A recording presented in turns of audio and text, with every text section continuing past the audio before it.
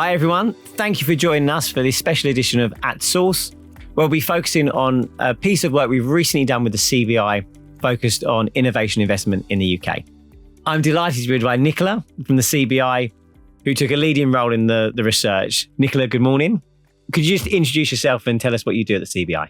Hi, I'm Nicola Eckersley-Waites. I'm a senior manager in our technology and innovation policy team.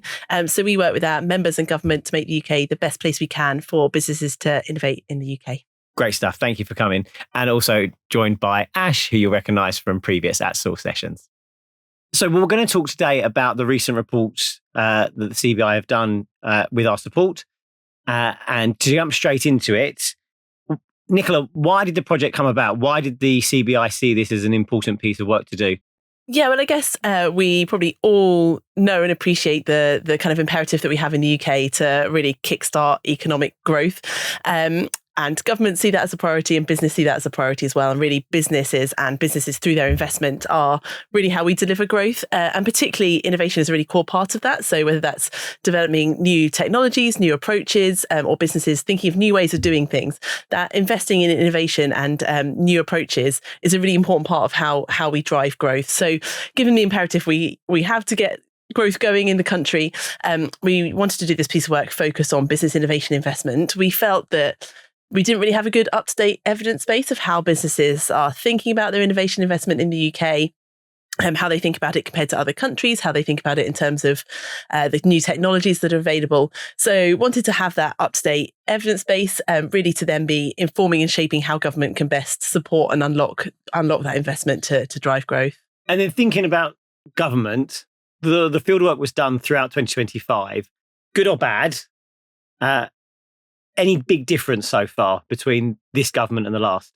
Yeah, I think it's a really interesting question. I think in some ways we're lucky in the innovation space. The innovation is probably slightly less of a political with a big P topic than some other areas that actually I'd say both the previous government and this government really recognise the importance of innovation for growth and have kind of put science, tech, innovation at the heart of where they see growth coming from and their growth strategy. And I think particularly we see that with this government, with the industrial strategy that they set out last summer, that compared to some previous sort of business industrial strategies, that science and tech and innovation isn't just an add-on, it is sort of integrated throughout that. So I think they do, this government really does see and appreciate the value of that for driving growth, which is very helpful. Ashen, do you have any thoughts on that? Because I think from our perspective at Source, we've seen lots of different variations. As Nicola absolutely rightly says, innovation doesn't go away. The commitment to R&D goes away.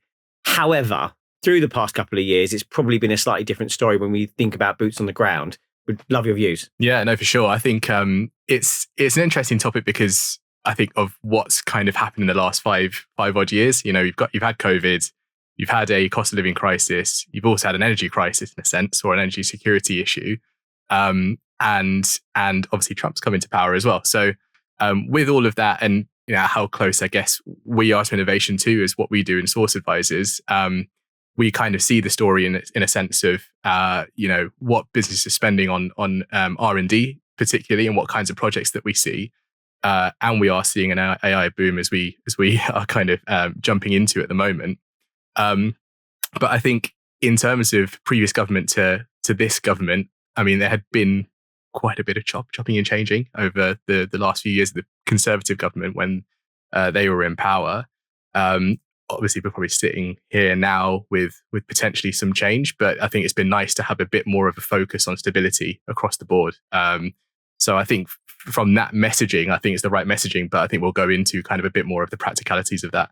And I think one of my challenges though, and again, 2026 feels like it started in a better vein, slightly more confidence.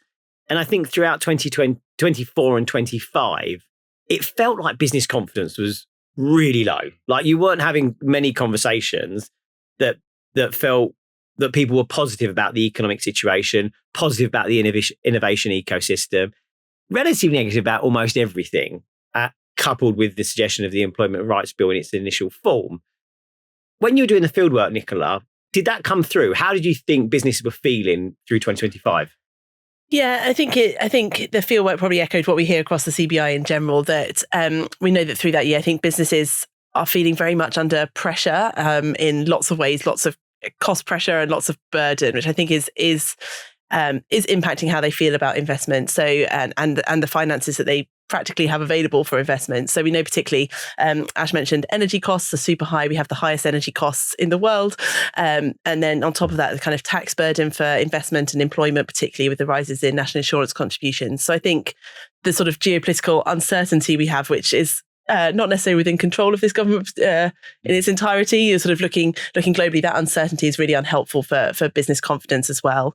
I would say, I think you're right that sort of coming into this year, people feel that there's a little bit more stability and a bit more confidence. I think when we were speaking to businesses, I think there's still a lot of inherent desire to invest and grow and innovate. I think we still think that businesses see lots of opportunity coming down the track in the UK. I don't think it's all negative, but I think that burden and that uncertainty is really unhelpful in the short term. Do you know what, though?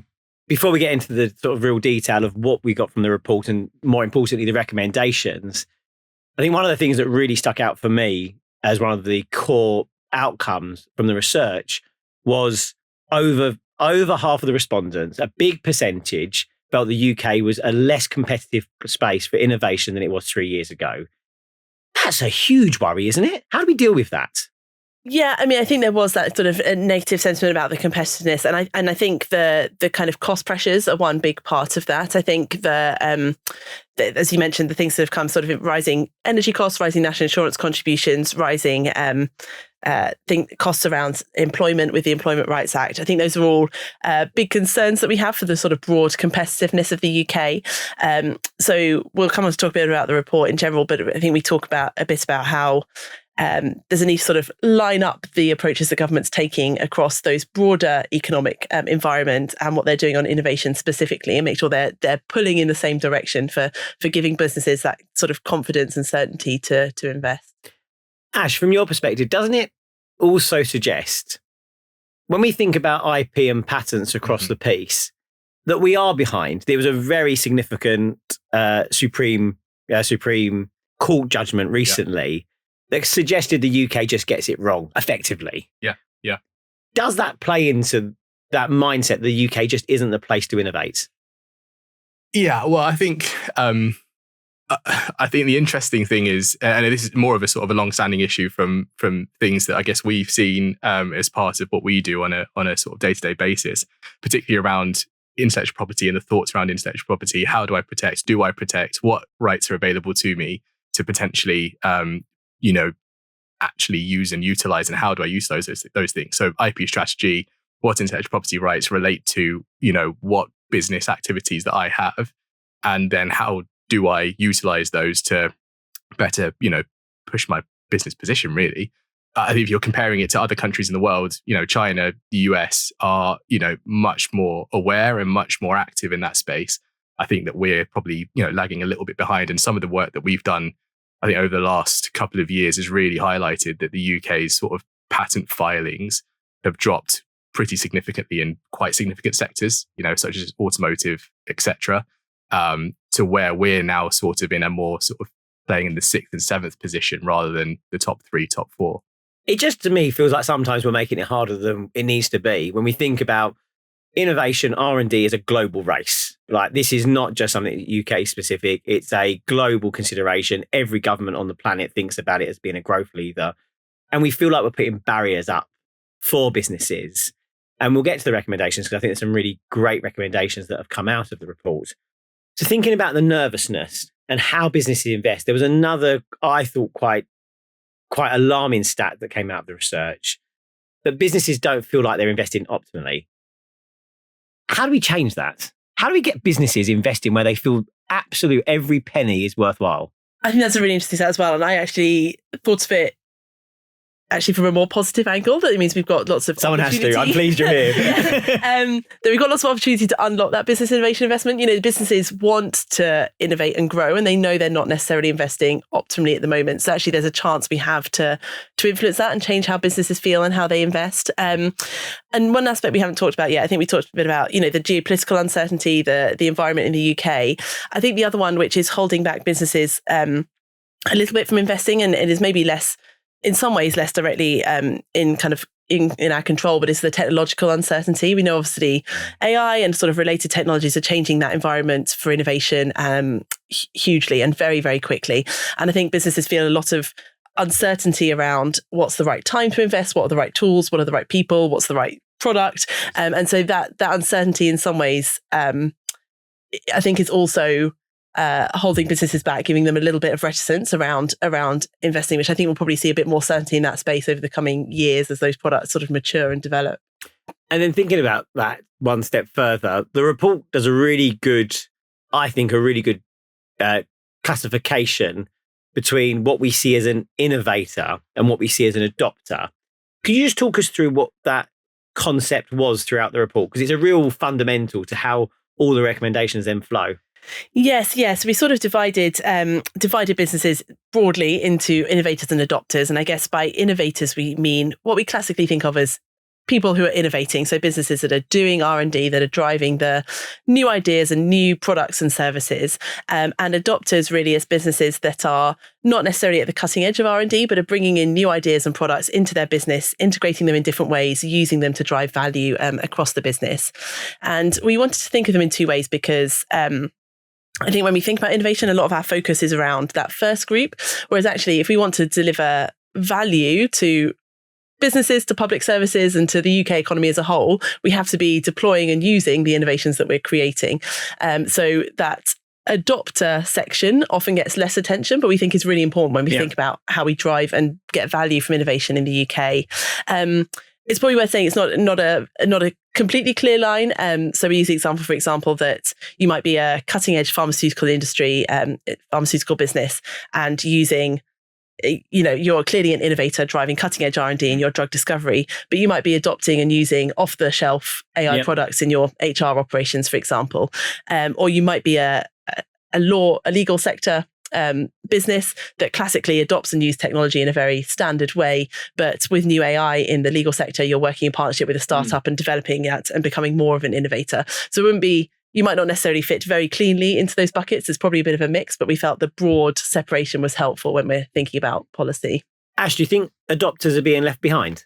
I would say so, yeah. I mean, I think there's definitely more support on the sort of supply side of things. I think the caveat potentially, and some listeners may be thinking, there is the patent box scheme, and the patent box scheme is something that does ultimately support commercialization of technologies and innovation.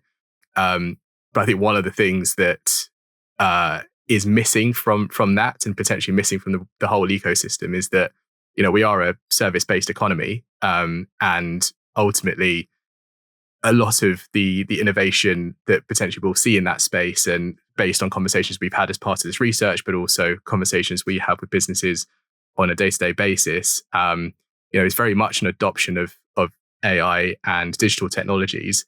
And actually, those technologies are not necessarily, when they're sort of taken off the shelf, it's not a sort of fit into the business and it works. It takes a lot of time, it takes a lot of effort, and it takes actually an element of R&D to get to the final point. And therefore, if we're talking about, okay, we are in essence, supporting ideas and idea creation, but what about the more sort of scale up commercialization of those technologies? I just feel like that adoption part is left behind, and I think there's more work to do there. Yeah, and it's probably worth thinking as well that the two, when we think of a sort of economy-wide level or an ecosystem-wide level, the two are really tightly linked. So one of the things that came out of the survey we did was that market demand, innovators said that market demand has a really significant impact on both how much and where they invest in their innovation. And it was the highest of all the factors we listed. So supporting businesses and the public sector to adopt innovation has benefits not just for them and how they can deploy and use that, but also for innovators, because it helps create that market for innovation. And if we can do that better in the UK, it really helps anchor that innovation here, because the market is here, and that's where the tech will be used and benefited from. So even before the release of this report, does it feel like government and policy starting to shift and realise that? So when we think about the changes around how they improve EIS, the expansion of that over the next couple of years, UKRI changing, and it might be an alarming figure to say 8 billion gets pulled, but I'm not sure that's actually that accurate. but UKRI saying we might need to start focusing more on adopters. Do we think people are aware of, do we think government, do we think decision makers, policy makers are really aware of just how significant that tie into adopters? There's no point creating something if no one adopts it. Is the problem as clear as it needs to be, or is government still thinking more that we just need to be the creative engines, we need to be the minds, we don't need to be the adopters? Yeah, I think there has been a real shift from a policy perspective over the last maybe 3, 4, 5 years or so, which I think is really positive. When the CBI has done work on technology adoption for a number of years, and I think I would say maybe 4 or 5 years ago, it was really hard to find people in government to have that discussion with, and it just wasn't really on their agenda. And now there's been a big shift, I think, from that side. So we've seen a number of reviews, for example, that government's led in this space over the last year, a big cross-government technology adoption review, a review looking at SME digital technology adoption. And they've also done a lot of thinking around public procurement of innovation, which we know is Patrick Vallance has a lot of experience and really understands the opportunity, and particularly from his experience with the COVID vaccine, for example, and how government shaped the market for that, of course. So I think they are very aware of it, and I think the policy landscape for talking about and thinking about adoption has changed a lot in the last few years. Whether or not we're doing enough about it, I think is a different question. I think there's definitely more we can do practically in that space from a policy side. You mentioned it a few times there around demand side, and it's a theme that comes through on the report quite heavily. Could you just quickly, what do we mean by demand side? What does that actually as a concept mean for the people listening? Yes, I think broadly it's about thinking about the market for innovation. And so that adoption, how do we think about not just developing new ideas, but how we ensure that they are used and the value is generated from them in the UK. So whether that's being a new medicine being deployed in the NHS, whether it's AI being used across our service firms here, whether it's small businesses using sort of new digital tech that enhance their productivity, thinking about how we ensure we have a good market for innovation in the UK that helps anchor it here, rather than businesses developing their ideas here, but primarily having first customers and first markets elsewhere around the world. And as Ash said, I think when we think from a policy perspective, when we think about innovation policy and how we support innovation, most of those measures that we have are on the supply side. So things like R&D tax credits, things like public R&D funding, support for collaborative research. When we think about skills and talent policy, most of that is on that sort of supply side, whereas we do much less on the market side. How can we better use public procurement to support innovation? How can we support businesses trying to adopt and use innovation that's difficult for them and needs integrating into different systems? And we have less policy that specifically kind of supports that work. Yeah, which probably gets us to the core recommendations of the report. So whole of government, deliver fast, which is an interesting one, which we'll talk a bit about more, and then build the market, the point you've just made. Starting with the first, whole of government, isn't that a bit of a no-brainer? Like when we talked about the report and we've worked closely with the CBI thinking about the research and what those themes should be, I'm a little bit stunned in some ways that are we saying our civil service is completely siloed? No one's talking to each other. We've got this is not knocking the civil service. We've got brilliant minds. People dedicate themselves to the subject matters, incredible passion, thoughtfulness, but they're all standing by themselves as opposed to talking. When the recommendation comes as this needs to be a whole of government approach, what genuinely needs to change? I think there's probably two sides to it and two different angles. I think the first is the sort of is more challenging in a way, and it's where the political side comes in, where governments have different political aims and different things they need to do, which can be in conflict. So when we think about things like national insurance increases, which government has fiscal reasons and political reasons that they felt the need to do, but that is obviously an additional burden on business, or things like the Employment Rights Act bill, which is obviously driven by different political needs to how you might support business investment. So I think there's that angle of different political needs and challenges, which is a really big challenge, I think, about how government thinks from a systems perspective of what they want to achieve, and is a more political angle. I think the other one, which is probably easier to tackle in some ways, maybe not in others, but is joining up bits of the innovation support ecosystem better. So where actually different bits of government are not in conflict with each other, but should all be pulling in the same direction. They're all aiming to support businesses to invest in innovation, but are not very joined up at the moment. So whether that's thinking about sort of public innovation support through UKRI and how that links to the regulatory process and how that then joins up to procurement of innovation, that those bits are all very different, very separate and very siloed in different parts of government.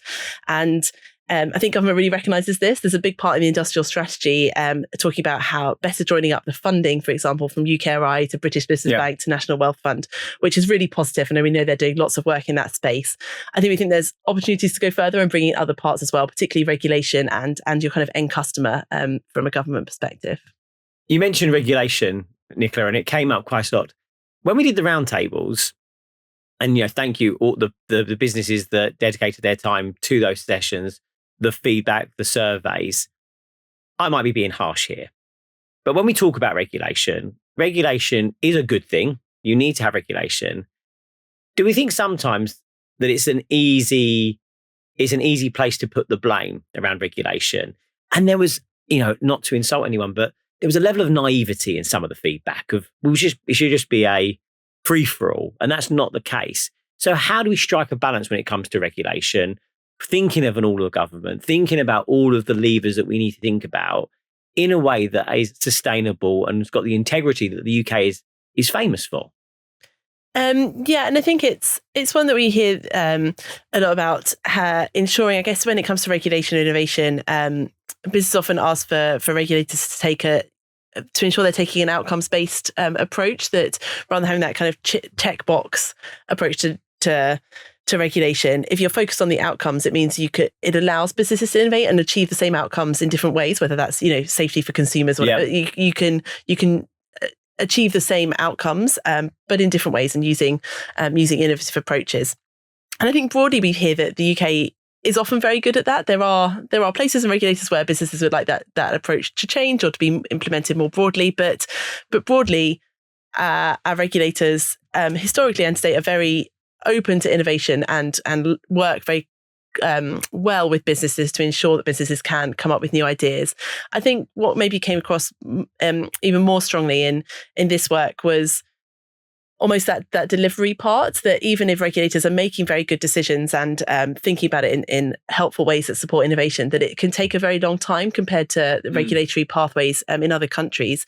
And that really holds back businesses taking their ideas through from creation to market. The regulatory process in many sectors is a big part of that. And if it delays you by a year or 18 months compared to your competitor countries, then that makes it much harder to bring those products to market first in the UK, and you're more likely to do it elsewhere. So that touches on the second theme of we need to shift to delivery and fast. So all I think we would agree with this, that the theory's good, the policies are good, the thinking's good, the research process is good, and we should be proud of the integrity that government puts into all those things.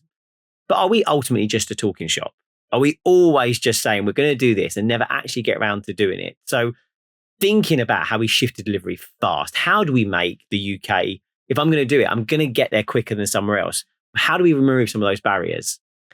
I think it's a really difficult question. As I said, we know government is big and has lots of processes in place for very good reasons, but it's something we're calling for really across the CBI for government to focus on this year is sort of fast tracking delivery. We know our businesses really appreciate lots of what government's done and think there's lots of positive things in the industrial strategy. It's committing sort of £250 billion to sort of high growth sectors. They've committed to cutting regulatory burden by 25%. And these are all really positive things, but businesses do tell us that they're not really feeling the impact of that on the ground and want delivery to be accelerated. I think how you do that is quite a challenge, but it's I think it's an area that businesses are really pushing government on across the piece, because they've spent a year, 18 months doing great strategies, having good plans in place, and now it's time to sort of shift gears to that delivery phase. And get on with it. Yeah.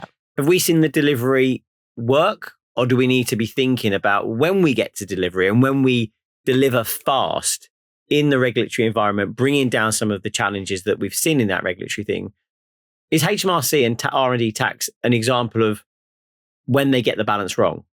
I was just saying that something that I thought was really interesting that came through the work on that admin side. I think we often think about that admin and delivery as less interesting or less important. And when we talk to government, often because we're often talking to policy people and they want to talk about the direction of travel and that big strategy policy piece. But when we talk to businesses about the delivery on the ground, it makes such a big difference to them and how they feel and how that impacts their sentiment. And particularly on the R&D tax credits, appreciate this was last year and things are moving in the right direction. But we were speaking to businesses who were saying, we don't even bake in R&D tax credits to our decision making anymore because it's so uncertain around the inquiries and how long it'll take us to get that money. And if that's really undermining the policy intent. Yeah, if it's not impacting your decisions about where and how much R&D you're doing, there's no point to it, right? So I think getting that delivery right really has massive impacts for businesses on the ground and how they feel about the UK. And then shifting to the third big theme that we've talked about a little bit, and building the market. I read that very much, as always, as we are wonderful creators. The UK is just great at it, and then we just give our ideas away. Someone else will commercialise it better than the UK. Back to that business confidence, back to the environment. When we say government should create the market and procurement, and there's good changes around the Procurement Act, are we saying they should be the primary buyer? Like, here's the challenge. Back to that missions-based R&D. Here's the challenge. If you solve this challenge, we're your first customer. Are we saying it needs to go that far? I think absolutely in certain sectors and for certain technologies. So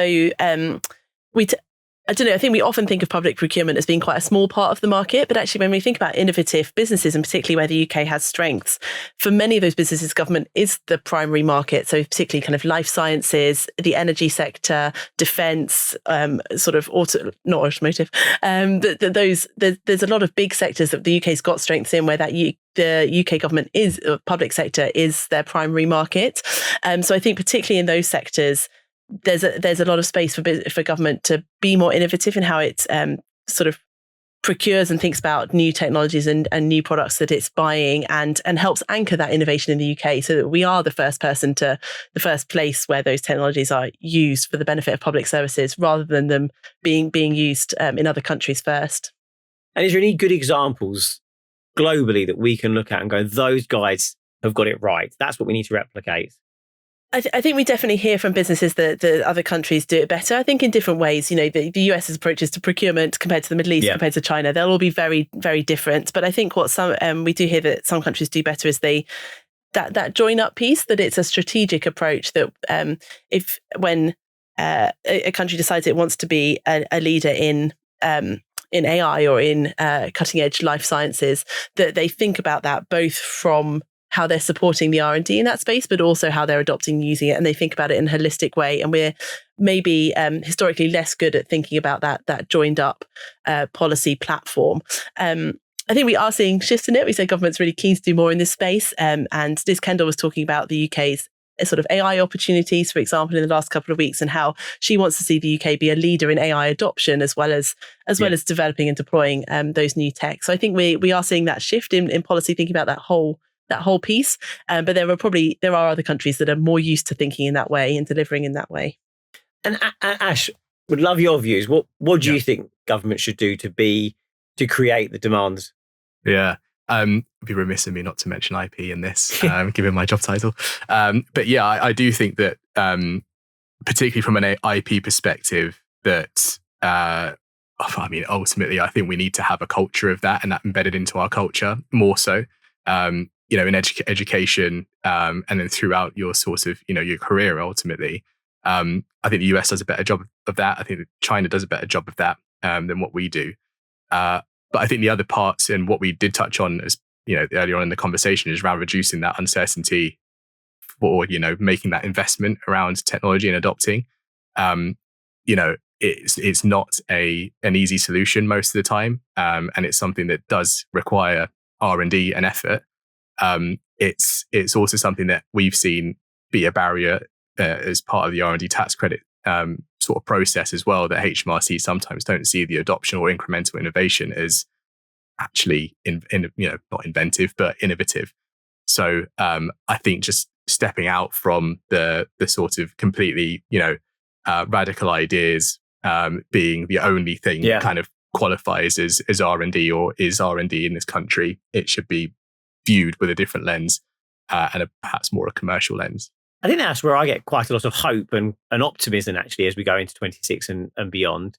The industrial strategy, as you mentioned earlier, Nicola, has laid out very much sectors and industries that are everyday and are the adopters, actually. If you look at them, really, a big chunk of that is towards the adopter mindset. So hopefully there will be some things that continue to evolve to ensure that people come up with the idea and we just hold on to it. We have a talent shortage. I think every time we speak to our clients, we speak to policymakers, R&D is nothing. The R&D ecosystem falls down. Even if you've got buyers, it will fall down without talent. We need to have an incentive to keep them on our shores. And if government need to step up and say, look, we are going to be the buyer, we're going to create the market for you. We might not be the direct buyer, but we know there's a problem in defense or whatever it might be.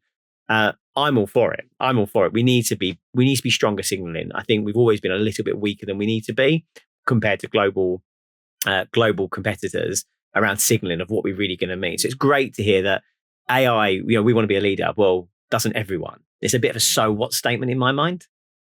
Yeah, and I think government understand that, and I think they are doing some really exciting work, particularly on that procurement of innovation part. There's a new commercial innovation hub within DCIT who are doing really exciting work. And in the budget, they announced that each government department is going to have a procurement innovation champion, which is great. And one of the things we call for in the report is for those procurement innovation champions to help departments set out challenge statements of what they really would like to achieve and how they see innovation, but being the customer for that innovation, helping them tackle those challenges. So I guess we see government departments already set out areas of research interest for the research community, of where they'd like the research community to focus to help them. And we think they can do the same on the innovation side. Where do they see challenges for them delivering their public service that's relevant to their department, and where could innovation help them do that? And you mentioned there's 32 recommendations in the report, all of which are excellent. Top three. What are the three things that need to go onto someone's desk this afternoon to say these are the three things that need to happen?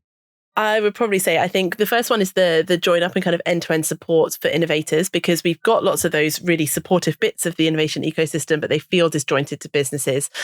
Doing that in one go is probably challenging. So we recommend picking particular areas related to either sort of the R&D missions that the government's got or the industrial strategy, and having a really joined up end-to-end support offering for businesses. So that would be sort of the first one.